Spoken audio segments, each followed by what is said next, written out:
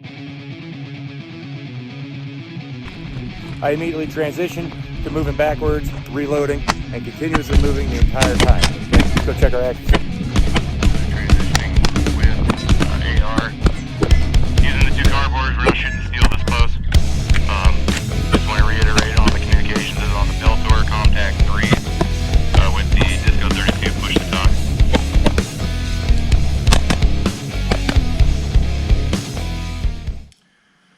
Ladies and gentlemen, it's storming out. The wind has picked up. There's no way in hell you guys will be able to hear me when I'm out there on the range trying to do this video.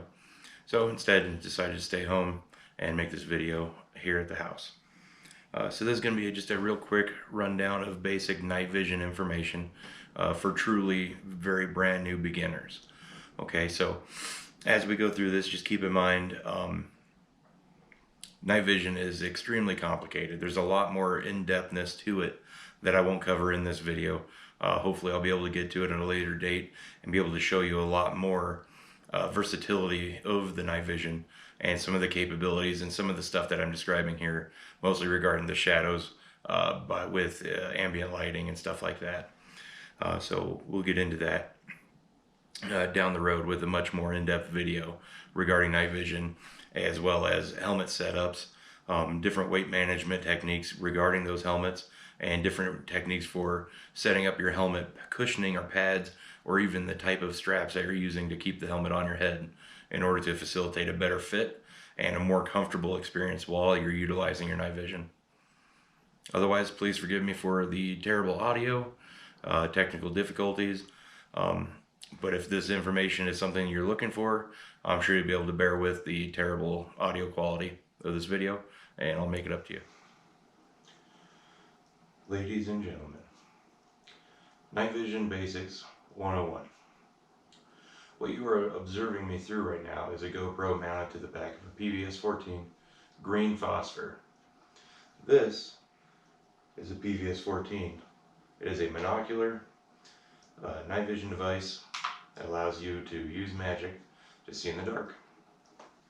So there are several different ways that you can mount these onto your headgear, whether it be using a bump helmet, ballistic helmet, or a skull crusher, which I'll show you here shortly.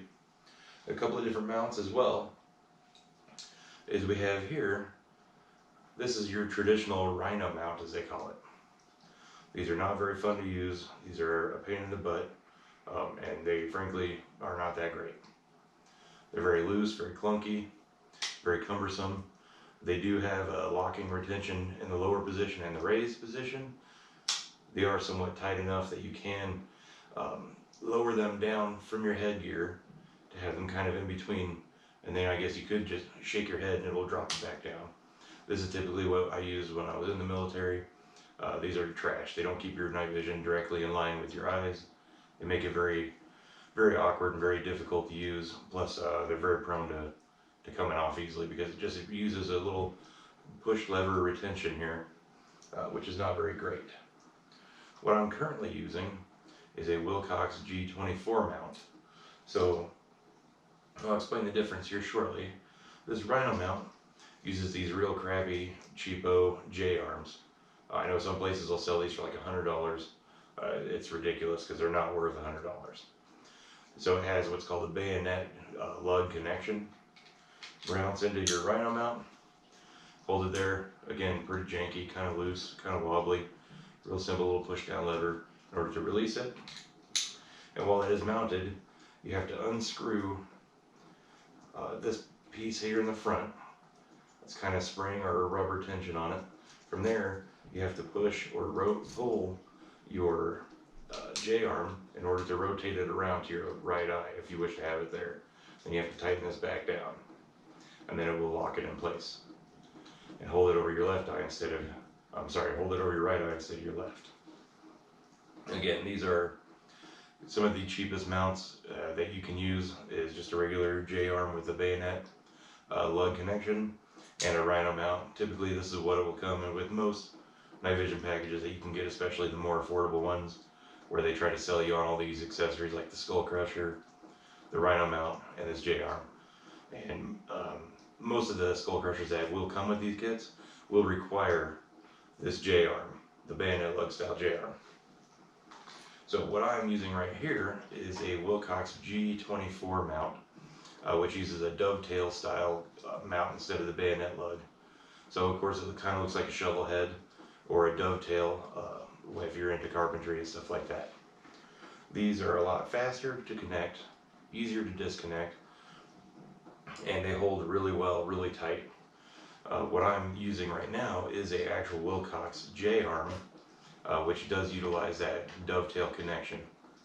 This, I can't remember the company of it right now, but it uses the dovetail connection as well, and it does have a little bit of articulation, so you can pivot it off your eye if you need to see with both eyes without, and then again it can rotate all the way around, and it does articulate again to move it out of the way of your left eye completely if need be.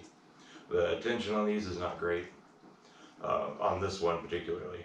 The tension is not great. It does kind of wobble.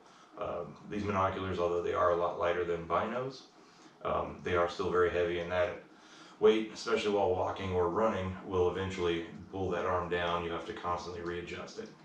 So this type of arm, although it is a lot more affordable than a Wilcox, it's definitely not recommended. This Wilcox J-arm is super easy to adjust it. So there's a little push button here in the front, you just push in, swings right around to the right eye. There's also another little knob here for doing micro adjustments to get it precisely lined up as centered as you can. And then you need it back on the left eye, easy enough, just to press that lever in the front, swing it over.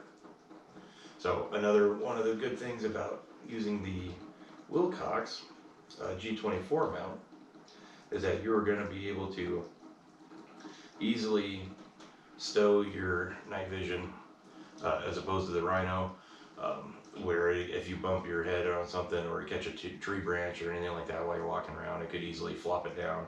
And if you're not prepared, your helmet doesn't sit right, it could easily smack you right in the bridge of your nose, or if you're not wearing eye protection, could hit you right in your eyeball. So with the Wilcox G24, it has positive locking, top and bottom,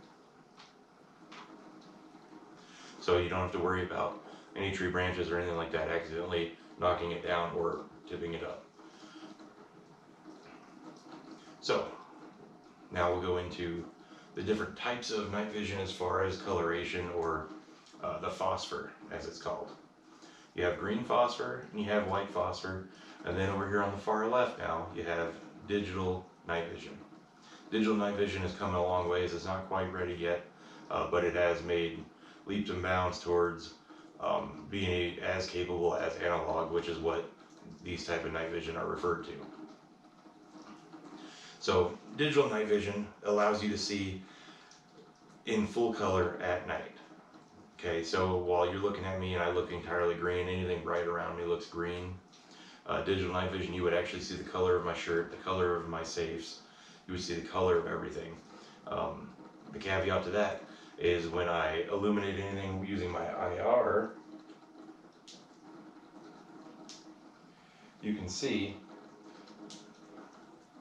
that it just appears as a brighter green on your screen. And what I'm looking through is a white phosphor, and what I see is it just turns a bright white. With digital night vision, you'll still see that color, but it'll have a purplish hue or a tint to it.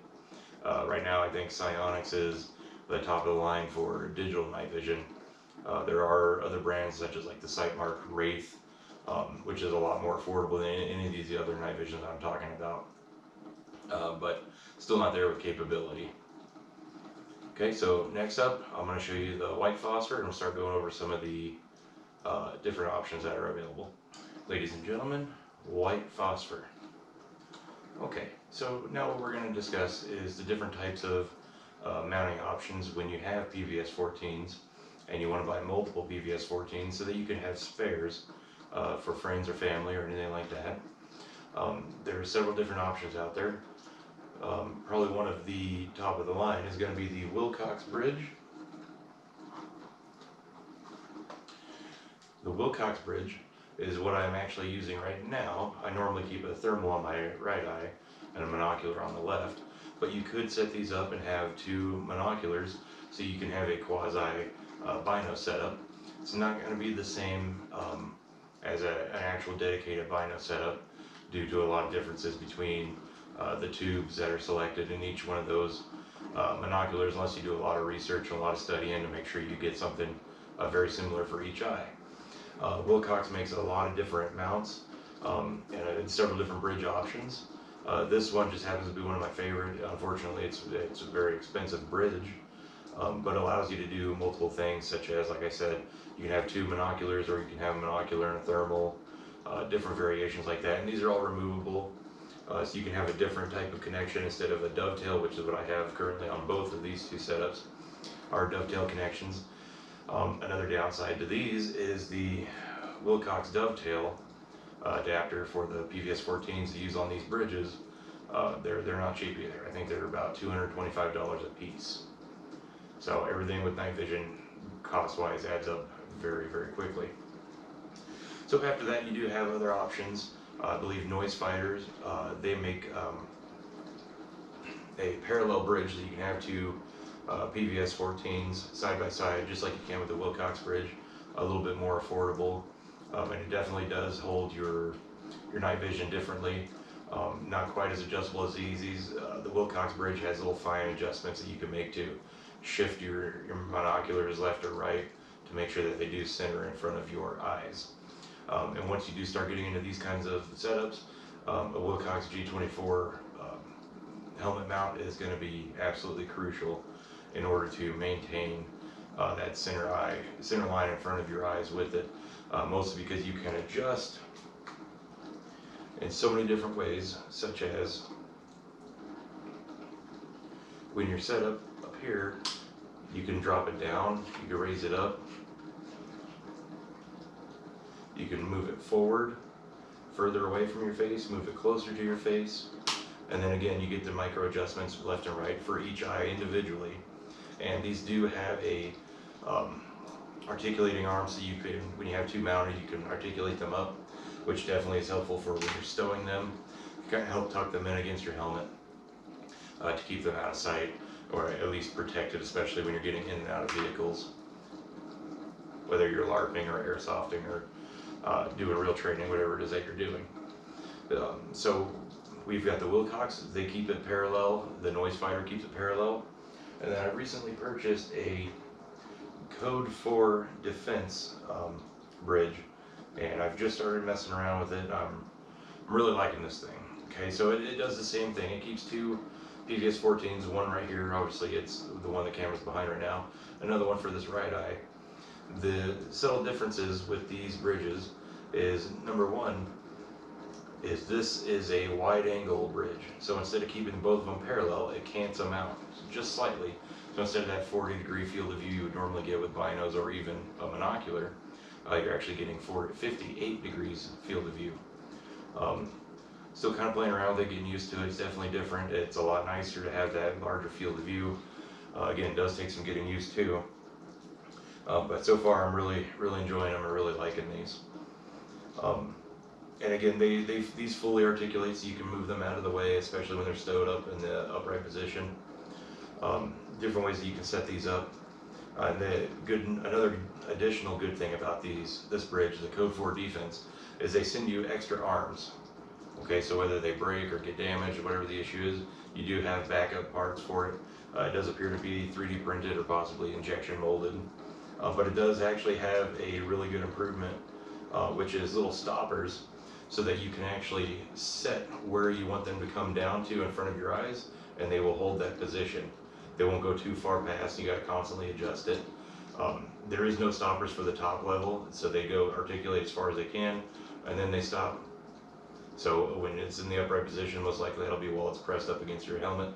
And then when you bring them back down in front of your eyes and you bring them down, there are built-in stoppers to keep them right there in line with your eyes or where you had set it previously. So far I'm very happy with this company. After that, there are other companies where you can, if you already have multiple sets of PVS-14s and monoculars, you can send them into a company where they will take the components from the PVS-14 and put them into a bridged housing to create binoculars for you. Okay, so I don't have any of those. What I do have though is the BNVD Mark 2s or Mark 42s binoculars. They're kind of like a PVS 31 knockoff, poor man's version, but I really enjoy these. I really like them, and they do come with the option of being battery powered by a single AA battery or an external battery pack made by, I'm running an Argus battery pack, which is really nice. It has built-in strobes, and it was a lot more affordable than the actual PVS 31 battery pack, which is compatible with these. So I'm very happy with these as well. So other than PVS 14s, obviously then you start getting into the binos, all right, or the dual tube setups. Again, white phosphor, green phosphor, and digital. Those are going to be all the different types of night vision that you'll see. And digital, I think the Sightmark Wraith is black and white. From what I understand, I've never personally used one, so I can't really attest for how good they are.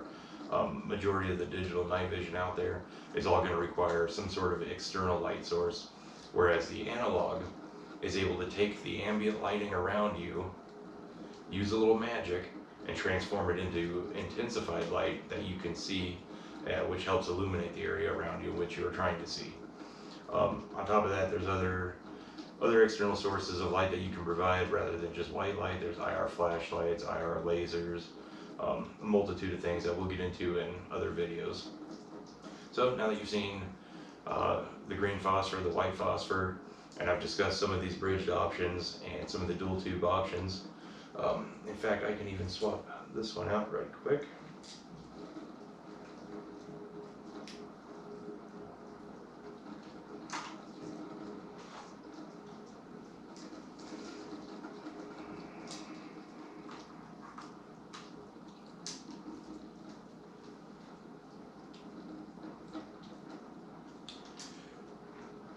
And just like that, I'm able to interchange any type of night vision optics that I have that I wish to change out.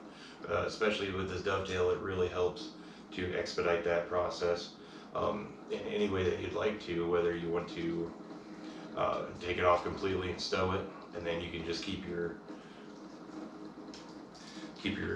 mount up so it's ready to go in case you need to. You can pull it down, retrieve your night vision back out, and set them in place, and you're good to go.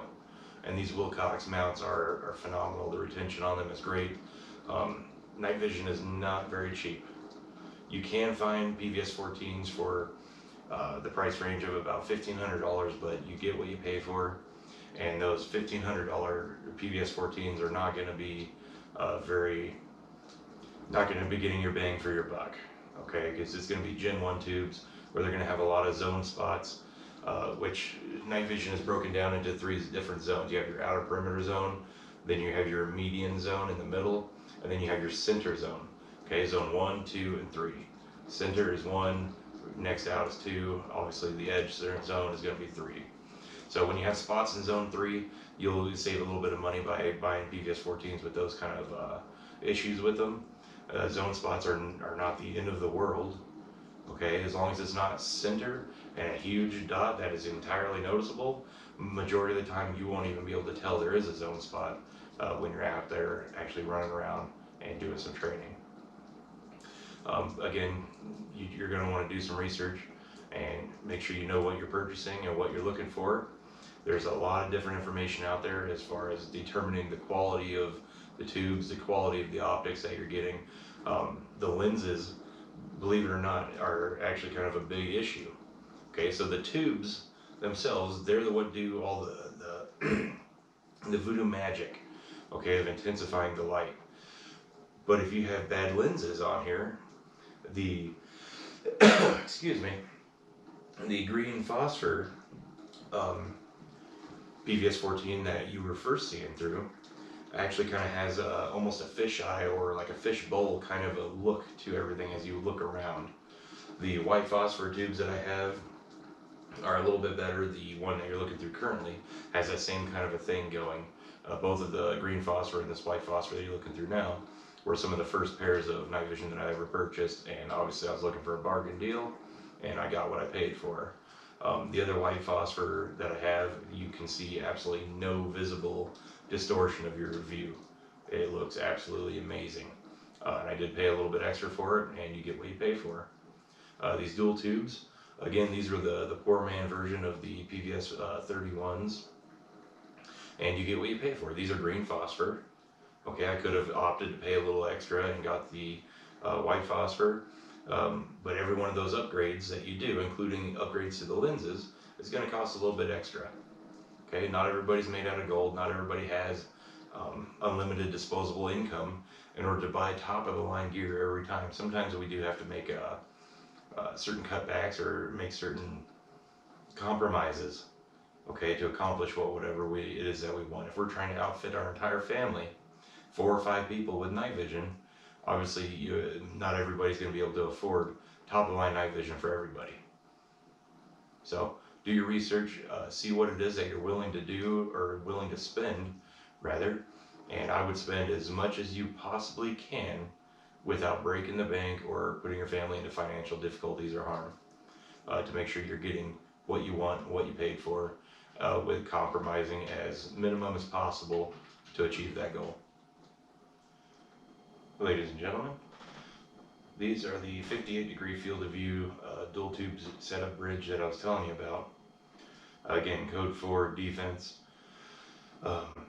Nobody has given me any of this night vision. I've paid for all of this myself, to include the thermals, the bridges, every connection, every piece, every mount for the helmets, every helmet that I own, I've acquired all myself. Okay, so 0 sponsors for any of this.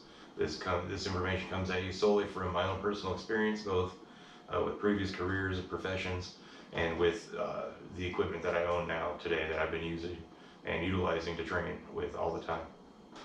So this is the dual PVS 14 setup. Again, instead of being parallel, they're slightly canted out to give you a almost a Venn diagram type of view, to give you that 58-degree field of view, and it is phenomenal. Is it night and day difference? Not exactly, but it's a big enough difference that it's pretty stunning, and it absolutely feels incredible to have this much vision, as opposed to even the binos that the GoPro is currently looking through. It still feels very constricted and restricted with your field of view, and the 58 degrees kind of helps expand that out a little bit. You don't feel so claustrophobic when you're looking through them. Another setup, like I was telling you before, is the PVS 14 and the thermal that I like to run. This is a great setup. Okay, again, it's on the Wilcox bridge mount, and it has the PVS 14 on my left eye and the thermal on my right eye. Again, fully articulating both sides, so it can be stowed up against the helmet when it's in the upright position. So what this allows me to do is see thermal and night vision at the same exact time, and it helps to fill in some of the gaps.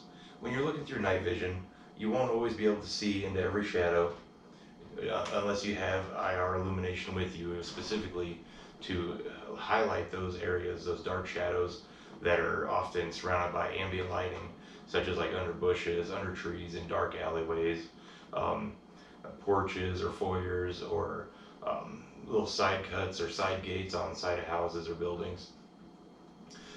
Places like that where there's going to be plenty of ambient lighting around, but those areas don't get any of that ambient lighting. So your night vision is focused or adjusting automatically to the surrounding light that there is. And so it's not able to see or penetrate into that darkness in those little areas. And that thermal allows you to see into those areas, into those shadows, into those tiny pockets where the night vision fails to equalize everything. The night vision, the thermal does allow you to penetrate into those shadows to see what's there. And it is nice to have a different perspective on things, so you can tell what is a heat source and what is an actual light source. Okay, so, excuse me, old incandescent bulbs get very hot. When those go out, there might be a little bit of afterglow, but there will most certainly be a large heat signature that will last a lot longer than that afterglow when they're first turned off. So your night vision might not be able to see that that light was on, but your thermal will catch that. It will illuminate that, and it will highlight that object for you so that you know that was currently being used. Now, is this a necessity? Does everybody need to go out and buy a thermal and monocular thermal and night vision binoculars and pair them up into a bridge? Absolutely not. Is it incredibly awesome and cool? Yes, it is worth every penny, I believe. Um, in my current profession, I use both of those quite often while looking for people in dark areas or environments, or if I'm trying to be all sneaky squirrel to try to catch people, they come in extremely handy for that. So I do utilize those pretty regularly during night shift with my current profession. For your average day, everyday citizen, are both a thermal and a night vision binocular necessary? Absolutely not. Again, just know that quality thermal, like this one I have here, is a FLIR Breach. I believe it's the FLIR Breach 135, I believe is the actual nomenclature for it. It is incredibly affordable as opposed to white phosphor, even a thin film white phosphor PVS 14, which is generally going to run you over $3,000. The FLIR Breach you can get for $2,500 or less, depending on if you're an eBay sniper or not. Other than that, the other option or the next step up in night vision operations or equipment is going to be the dual tube setups that are dedicated dual tubes, such as the binoculars, or God forbid you can afford $40,000 for night vision, you get the panos. So good luck with those. The next order of business in discussing night vision equipment or operations is going to be being able to penetrate into those dark areas like I was telling you about. Thermal is a great asset. The FLIR Breach is very bright.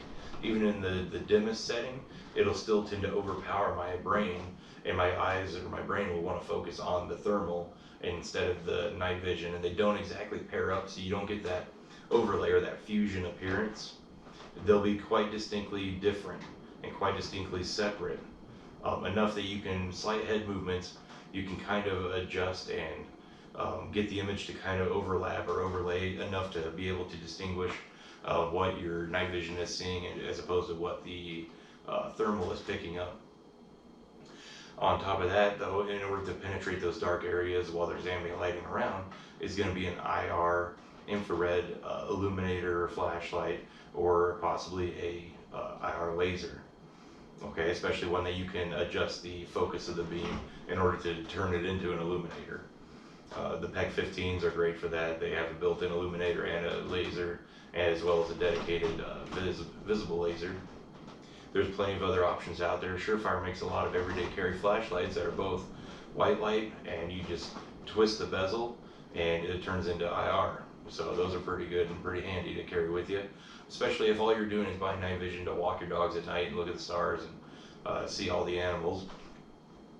Having an option like that Surefire light is going to be incredibly handy for you and extremely beneficial for being able to see in those dark areas where you think there might be a dangerous raccoon or whatever it is that you're concerned about.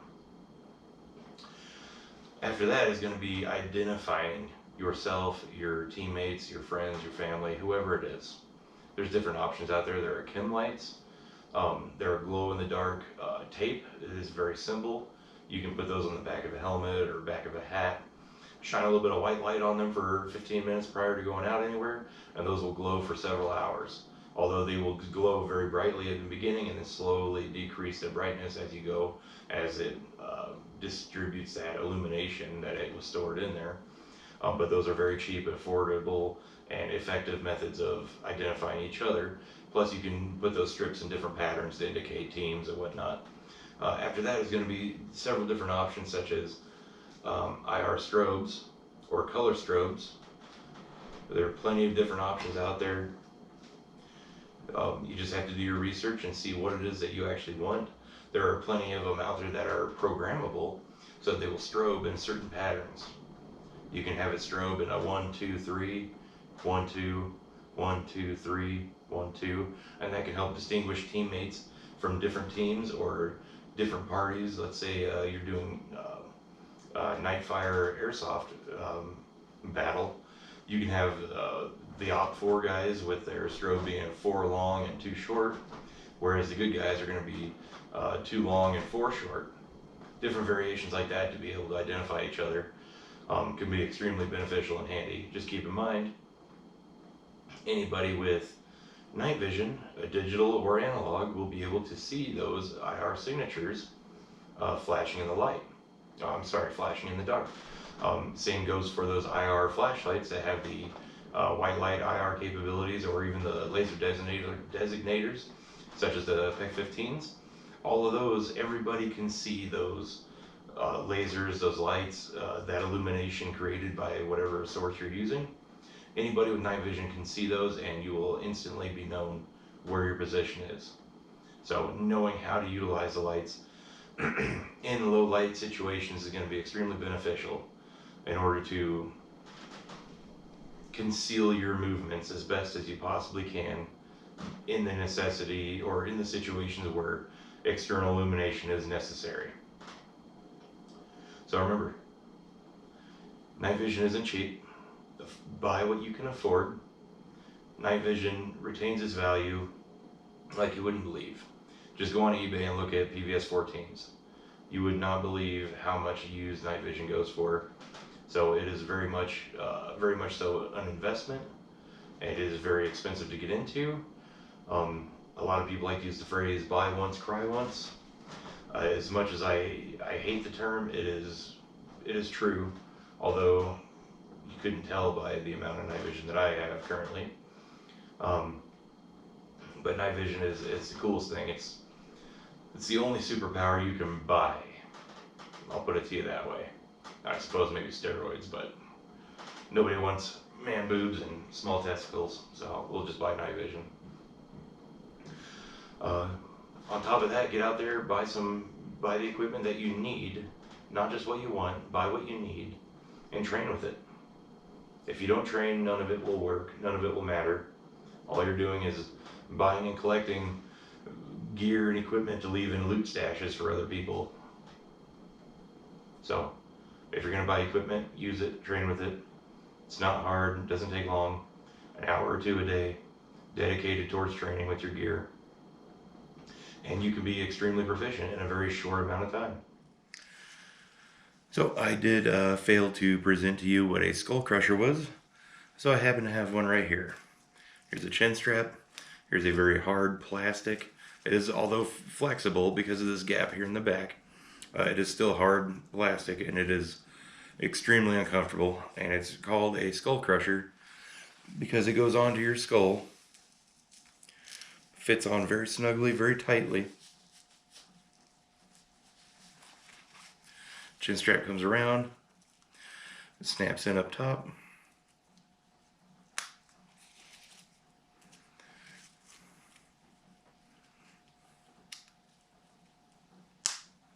From there you can use your J-arm that I discussed earlier.